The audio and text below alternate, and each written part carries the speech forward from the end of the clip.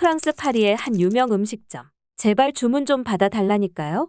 이 목소리는 한 여성이 추위에 떨어가며 밖에서 웨이팅을 하고 들어간 음식점의 서비스에 불만을 가진 채 내는 목소리입니다. 이내 이 여성은 같이 온 사람들과 함께 불쾌함을 표시하며 자리를 박차고 음식점을 나갔는데요. 그 길로 어쩔 수 없이 울며 겨자 먹기로 근처에 바로 보이는 한 한국 음식점을 찾았습니다. 이 한식당도 인기가 많아 웨이팅을 해야 했지만 전반적인 시스템과 서비스가 완전히 달라서 기분 좋은 충격을 받았다는데요. 어떤 일이 있었을까요? 가온누리 타임과 함께 알아보겠습니다. 안녕하세요. 제 소개를 먼저 하자면 저는 프랑스의 한 대학에서 사회학을 가르치고 있는 교수 엠마라고 합니다. 매일매일 끊임없는 논문 작성과 피드백 그리고 강의 준비로 재미없는 나날을 보내고 있죠. 여느 때와 마찬가지로 오전 강의를 마친 뒤 저와 함께 일하는 연구실 직원들과 점심을 먹으러 나왔습니다. 보통 학교 내에 있는 구내식당을 이용하는데 한 직원이 교수님 오늘은 밖에서 드시는 것 어떠세요? 제가 잘 아는 맛집이 있어요.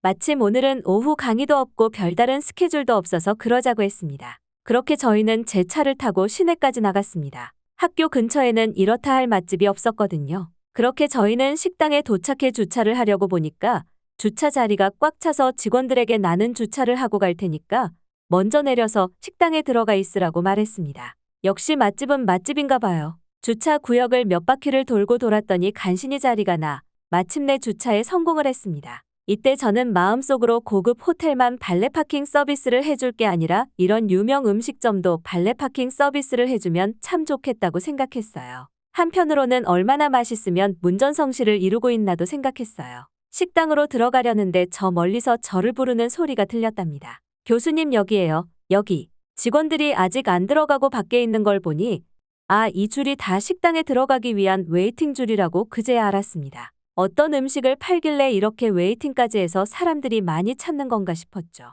알고 보니 이곳은 그냥 다른 가게들과 마찬가지로 평범한 파스타와 홍합 요리를 팔고 있었어요. 왜 이렇게 유명해진지도 직원에게 물어보니 TV쇼에 몇 번 나왔다고 하더라고요. 저는 웨이팅 줄을 서면서도 얼마나 맛있을지 궁금하긴 했습니다. 그때 뒤에 있는 줄에서 한바탕 말다툼이 일어나더라고요. 말다툼의 이유는 다름 아닌 새치기였습니다. 한 남성이 먼저 식사하기 위해 끼어들다가 일어난 말다툼이었어요. 이렇게 다툼이 나도 음식점의 종업원은 가게 내부만 신경 쓰다 보니 밖의 상황을 전혀 모르더라고요. 하는 수 없이 제가 음식점에 들어가 종업원을 불러오니 그제야 다툼이 진정되더라고요. 저희 일행도 웨이팅을 한 지 30분이 지나가자 슬슬 스트레스를 받기 시작했습니다. 가게 내부의 상황은 전혀 모른 채 30분 동안 추운 겨울날 밖에서 기다리고 있었으니까요. 그렇게 저희는 약 1시간을 기다렸을 겁니다. 마침내 저희 순서가 되어서 식당 내부로 들어왔어요. 그런데 안내해주는 종업원은 없고 알아서 빈자리로 앉으라는 눈치였죠.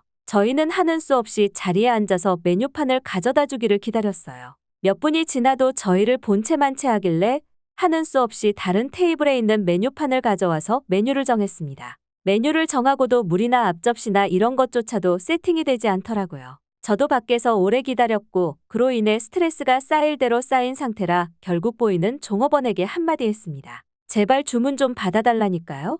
이렇게 말을 한 후 그제야 느릿느릿 저희 테이블로 오더라고요. 화는 났지만 그래도 침착하게 주문을 마쳤습니다. 종업원은 주문을 받고 메뉴판을 챙기고 돌아갔습니다. 이때 저의 화가 폭발한 사건이 일어났는데요. 저희의 주문을 받은 종업원이 메뉴판을 챙기고 돌아가는 와중에 손님이 많아서 짜증이라도 난 듯 메뉴판을 모아둔 곳에 메뉴판을 던지더라고요. 그래서 정리되어 있던 메뉴판도 다 떨어져서 난장판이 되었는데 종업원 어느 누구도 그 장면을 보고 나서도 정리를 하지 않더라고요. 그 모습을 본 저희는 그냥 자리를 박차고 일어났습니다. 직원들도 다른 음식점을 가자고 했죠. 그 길로 음식점을 나와 어디서 밥을 먹을지 고민하고 있었습니다. 그런데 제 눈에 바로 옆 블록에 위치한 한 한국 음식점이 보였습니다. 저희는 아까 웨이팅을 하면서 체력을 많이 썼기 때문에 자연스럽게 눈앞에 보이는 한국 음식점으로 향했습니다. 사실 저는 한국 음식은 처음이었고 조금의 두려움을 가지고 있었습니다. 하지만 직원들은 한국 음식에 다들 익숙한 눈치였죠.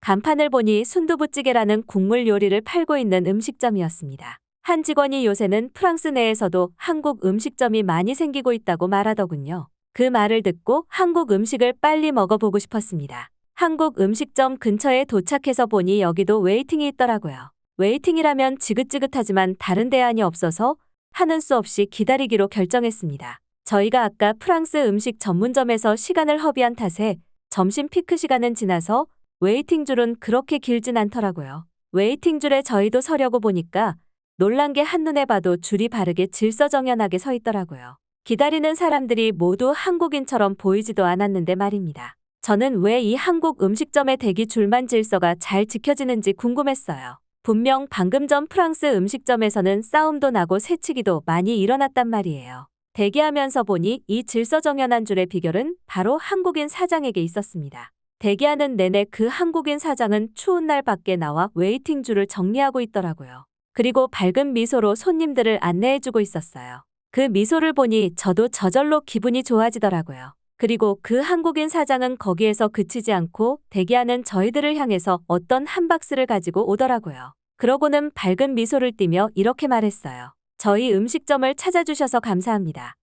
하지만 현재 음식점 내부가 만석이라 여러분들을 이렇게 추운 날 밖에서 기다리게 해서 죄송합니다. 자리가 나는 대로 순서대로 안내해드리겠습니다. 제가 들고 온 이 박스 안에는 핫팩이 있으니 원하시는 만큼 가져가셔도 좋습니다. 그 한국인 사장은 손님들의 편의를 위해선 어떤 것도 아깝지 않은 듯 보였어요. 저는 살면서 음식점에서 핫팩을 나눠준다는 얘기는 어디서도 듣지 못했답니다. 그래서 신기하면서도 놀랐는데요. 그러나 여기서 그치지 않고 제가 놀란 건 한두 가지가 아니었습니다. 저희는 핫팩을 받아서 따뜻하게 웨이팅을 한 후 마침내 음식점에 들어왔습니다. 한눈에 보인 광경은 다른 음식점들과는 확연히 달랐는데요. 음식점의 종업원들은 하나같이 빠릿빠릿했습니다. 저는 한국에 대해선 잘 모르지만 한국인들은 뭐든지 빨리빨리 하는 문화가 있다고는 들은 적이 있었어요. 그래서 모든 종업원들이 다들 빨리빨리 움직이나 싶었죠. 프랑스 사람들은 다들 여유를 부려서 한국 사람들이 더 빨라 보이는 것도 있는 것 같아요. 하지만 그게 아니었습니다.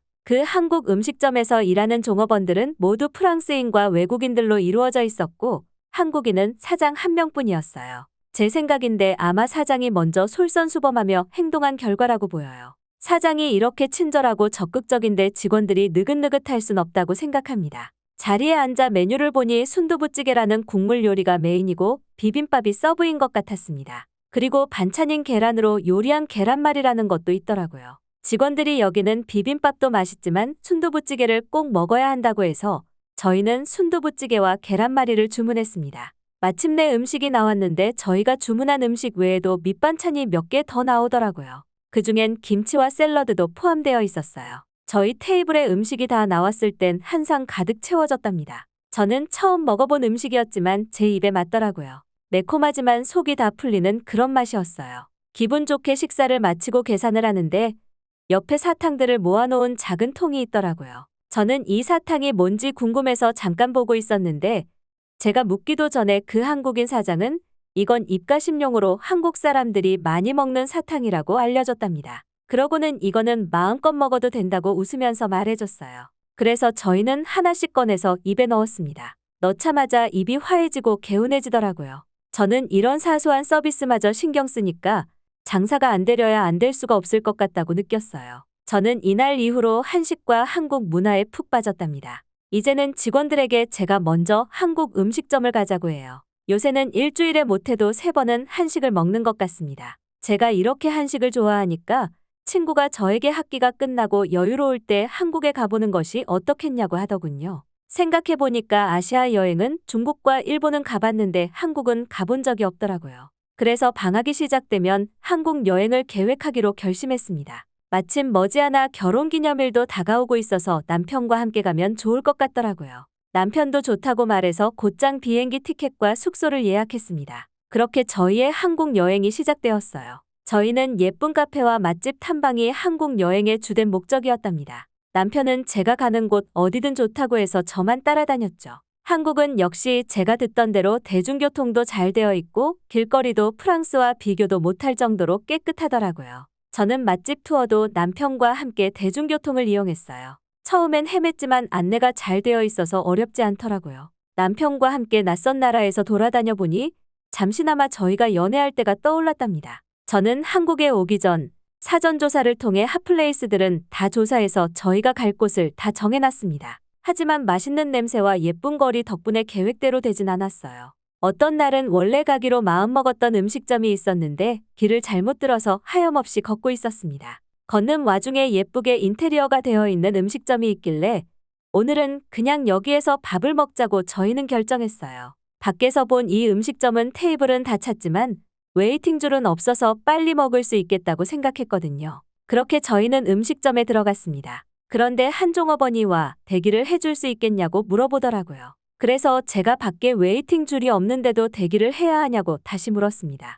그랬더니 종업원은 저희 음식점은 줄을 서도 되지만 이 앞에 보이는 패드에 휴대폰 번호를 입력해주면 저희가 순서가 되면 알림을 보내드린다고 설명하더라고요. 저는 이런 시스템의 음식점은 프랑스에선 보지도 못했습니다. 웨이팅이 이런 식이면 생각해보니 밖에서 줄은 안 서도 돼서 정말 좋다고 생각했어요. 프랑스에도 이런 시스템이 많이 보급된다면 좋겠다고 느꼈어요. 저희는 휴대폰 번호를 적고 근처 서점에서 시간을 보냈습니다. 한 20분 후 제 휴대폰으로 알림이 오더라고요. 5분 후 입장 가능하다고 말이죠. 이렇게 대략적인 시간도 알려주니 정말 좋더라고요. 나중에 한국인 유학생에게 물어보니 한국에서는 그런 시스템이 보편화되어 있다고 하더라고요. 그렇게 저희는 시간에 맞춰 음식점에 들어갔습니다. 들어가자마자 종업원은 저희에게 자리를 안내해줬어요. 하지만 다른 음식점과 다른 것이 하나 있는데요. 바로 테이블 위에 태블릿이 거치되어 있더라고요. 종업원은 저희에게 이 태블릿으로 주문을 하는 것이라고 친절하게 알려줬어요.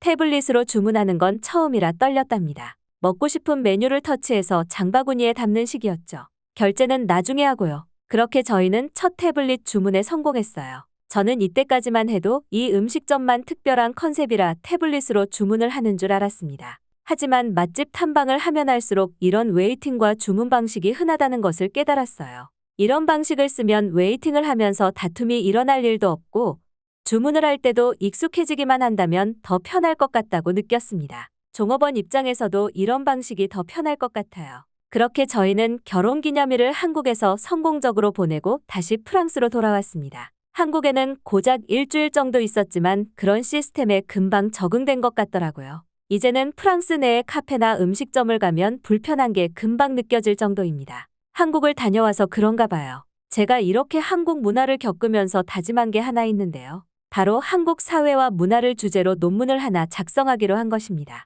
한국이라는 나라는 전 세계 중에서도 가장 독보적이더라고요. 이야기는 여기서 끝이 납니다. 어떻게 보셨나요? 한국인들은 항상 바뀐 방식에 발빠르게 적응해 나가죠. 그리고 나아가 새로운 문화를 주도하고 이끌어 나갑니다. 저도 한국인들의 줄서기 문화가 더욱더 널리 퍼지기를 바라며 이만 물러나겠습니다. 지금까지 세상의 중심이 되는 한국의 이야기를 전해드리는 가온누리 타임이었습니다. 인상 깊게 보셨다면 댓글로 여러분들의 생각을 남겨주세요. 끝까지 시청해주셔서 감사드리며 여러분들의 구독과 좋아요는 영상 제작에 크나큰 힘이 됩니다. 앞으로도 더욱더 인상 깊은 이야기로 찾아뵙겠습니다.